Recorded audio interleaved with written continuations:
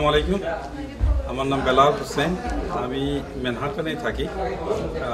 যখন আমি দেশে 1990-তে আসি তখন এই মসজিদের খেদমত করছি।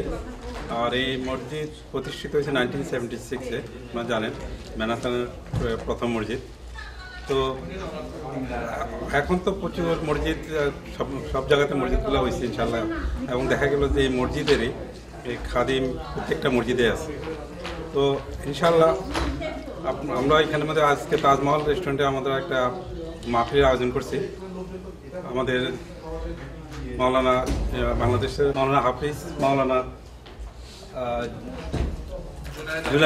জুনায়েদ হাবিবি সাহেব ঢাকা থেকে উনি আসতেছেন, আরও কিছু ওলামা আছে।